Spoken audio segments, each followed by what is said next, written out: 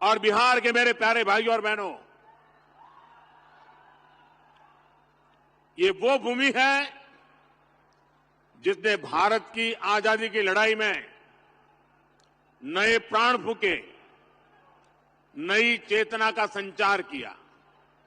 इसी धरती ने मोहनदास जी को महात्मा गांधी बना दिया।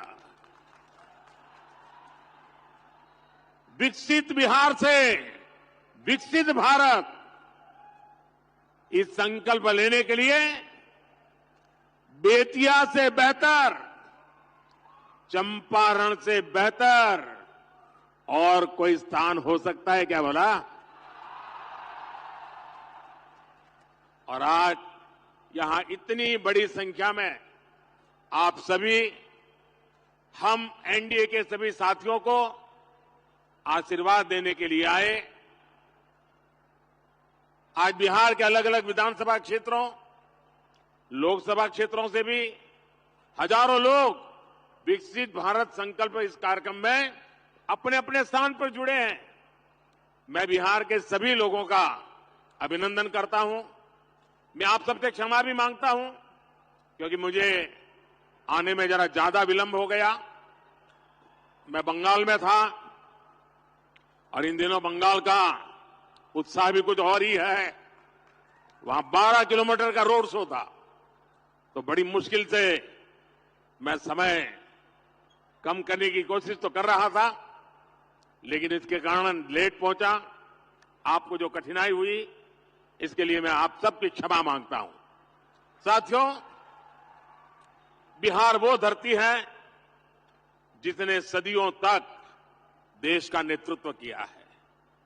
बिहार वो धरती है जिसने एक से बढ़कर एक प्रतिभावान व्यक्तित्व मां भारती को दिए हैं। और ये सच्चाई है, जब जब बिहार समृद्ध रहा है तब भारत समृद्ध रहा है। इसलिए विकसित भारत के लिए बिहार का विकसित होना उतना ही जरूरी है। मुझे खुशी है कि बिहार में विकास का डबल इंजन लगने के बाद विकसित बिहार से जुड़े कार्यों में और तेजी आ गई है। आज भी करीब 13,000 करोड़ रुपए की योजनाओं का उपहार बिहार को मिला है। इसमें rail, road, ethanol plant, city gas supply, LPG gas, ऐसी अनेक अहम परियोजनाएं शामिल है। विकसित बिहार के लिए हम यही तेजी पकड़नी है, इसी तेजी को बनाए रखना है। आप सभी को इन परियोजनाओं के लिए बहुत बहुत बधाई। साथियों, आजादी के बाद के दशकों में बिहार की एक बहुत बड़ी चुनौती रही है, यहां से युवाओं का पलायन। जब बिहार में जंगल राज आया तो ये पलायन और ज्यादा बढ़ गया। जंगल राज लाने वाले लोगों ने सिर्फ और सिर्फ अपने परिवार की चिंता की, बिहार के लाखों बच्चों का भविष्य दांव पर लगा दिया। बिहार के मेरे नौजवान साथी दूसरे राज्यों के दूसरे शहरों में रोजी रोटी के लिए जाते रहे और यहां एक ही परिवार फलता फूलता रहा। किस तरह एक एक नौकरी के बदले जमीनों पर कब्जा किया गया। क्या कोई भी व्यक्ति सामान्य मानवी को इस प्रकार से लूटने वालों को माफ कर सकता है क्या? माफ कर सकता है क्या? क्या ऐसे लोगों को माफ कर सकते हैं क्या? बिहार में जंगल राज लाने वाला परिवार बिहार के युवाओं का सबसे बड़ा गुनहगार है। जंगल राज के जिम्मेदार परिवार ने बिहार के लाखों नौजवानों से उनका भाग्य छीन लिया।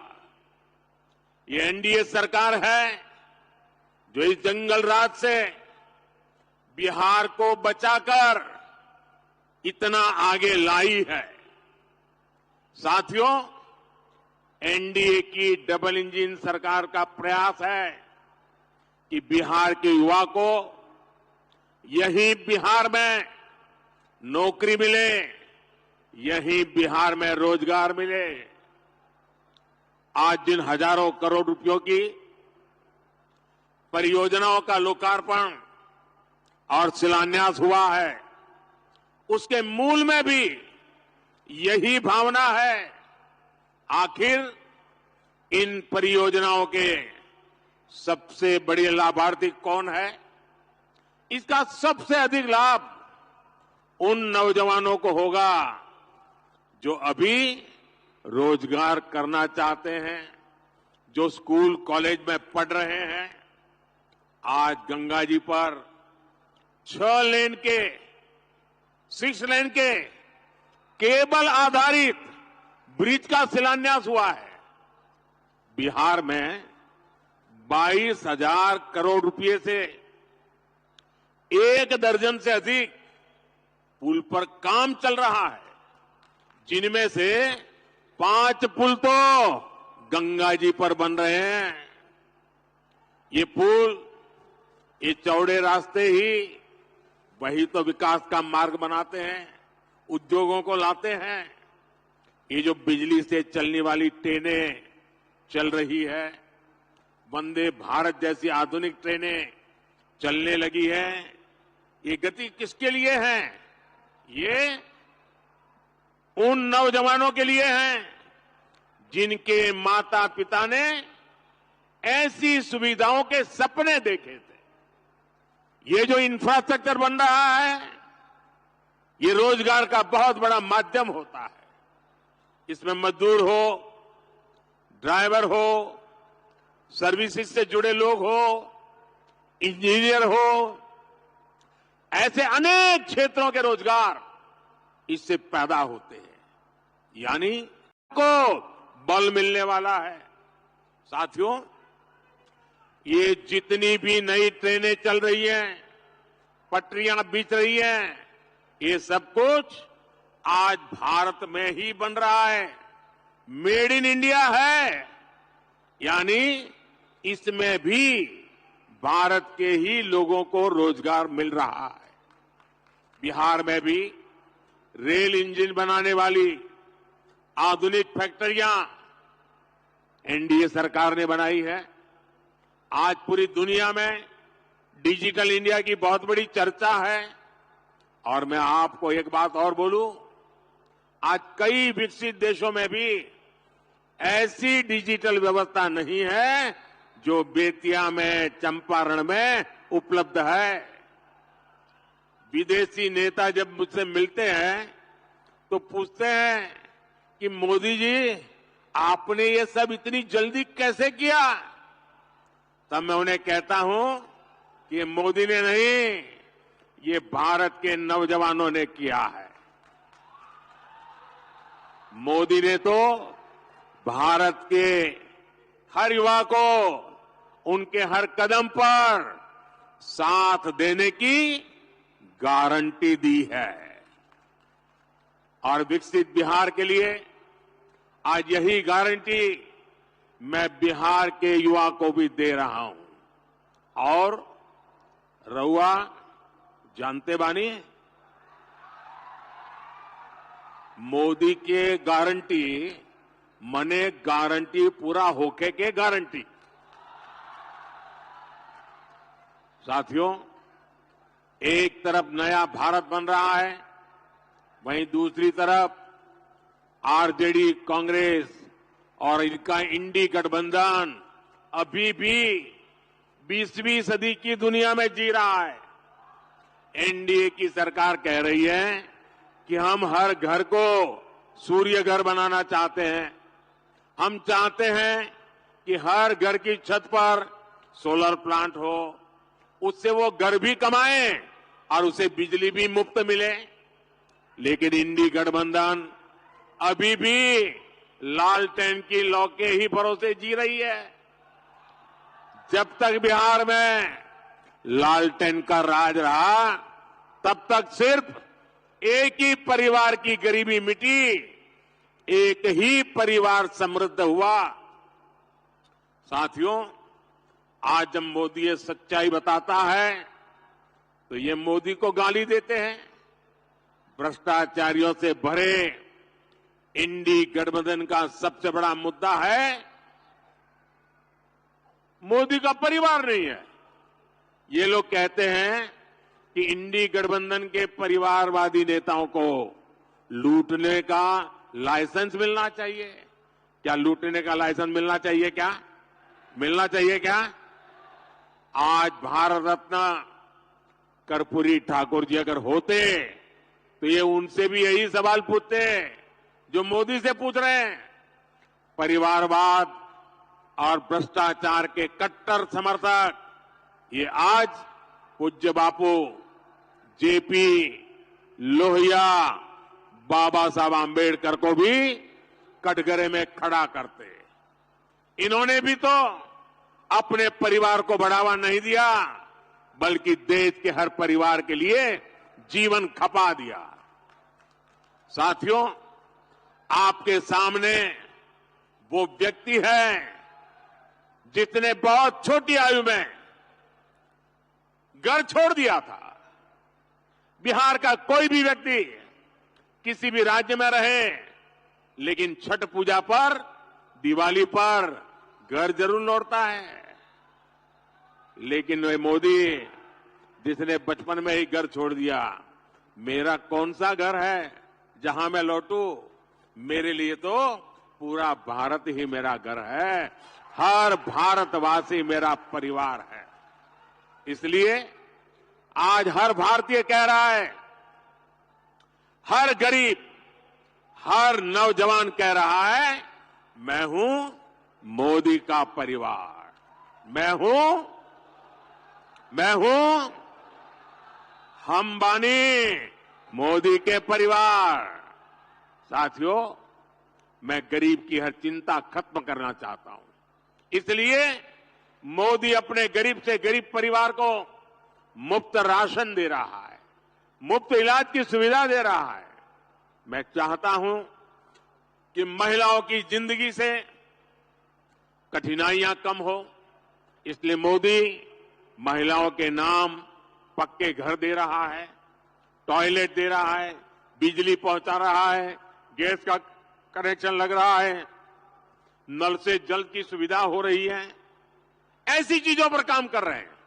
मैं चाहता हूं कि मेरे देश के नौजवानों का भविष्य बेहतर हो, इसलिए मोदी रिकॉर्ड संख्या में मेडिकल कॉलेज बना रहा है, एम्स बना रहा है, आईआईटी बना रहा है, आईआईएम बना रहा है। ऐसे आधुनिक शिक्षण संस्थान मेरे नौजवानों के भविष्य के लिए बना रहा है। मैं चाहता हूं मेरे देश के किसानों की आय बढ़े, वो और सशक्त हो, इसलिए मोदी अपने अन्नदाता परिवार को ऊर्जादाता और उर्वरक दाता बना रहा है। आज बिहार समेत देश भर में इथेनॉल के प्लांट लगाए जा रहे हैं। कोशिश यही है कि गन्ना किसानों, धान किसानों की उपज से देश में गाड़ियां भी चले और किसानों की कमाई भी बढ़े। कुछ दिन पहले ही एनडीए सरकार ने गन्ने की खरीद का दाम 340 रुपये प्रति क्विंटल कर दिया है। कुछ दिन पहले ही एनडीए सरकार ने दुनिया की सबसे बड़ी अनाज भंडारण योजना शुरू की है। इसके तहत देश में, बिहार में हजारों गोदाम बनाए जाएंगे। बिहार के मेरे छोटे छोटे किसान परिवारों का जीवन आसान हो, इसके लिए पीएम किसान सम्मान निधि के तहत भी उन्हें हजारों करोड़ रुपए की मदद दी गई है। यहां बेतिया के ही किसानों को करीब करीब 800 करोड़ रुपए पीएम किसान सम्मान निधि के मिले हैं। और इन परिवारवादियों ने आपके साथ क्या किया? इसका एक उदाहरण मैं आपको देता हूं। यहां बरौनी का खाद कारखाना कब से बंद पड़ा था? इन परिवारवादियों को कभी इसकी चिंता नहीं हुई। मोदी ने किसानों को, मजदूरों को इसे फिर से शुरू करवाने की गारंटी दी थी। आज ये खाद कारखाना अपनी सेवा दे रहा है और नौजवानों को रोजगार भी दे रहा है। और इसीलिए ही लोग कहते हैं मोदी की गारंटी यानी गारंटी पूरा होने की गारंटी। साथियों, चुनाव में ये जो इंडी गठबंधन वाले हैं ना, उनको पता है अब वो कहीं के रहने वाले नहीं हैं और अपनी हार तय देख इंडी गठबंधन के निशाने पर खुद भगवान राम भी आ गए हैं। यहां बेतिया में मां सीता की अनुभूति है, लव कुश की अनुभूति है। इंडी गठबंधन के लोग जिस तरह प्रभु श्री राम और राम मंदिर के विरुद्ध बातें बोल रहे हैं, ये पूरे बिहार के लोग देख रहे हैं।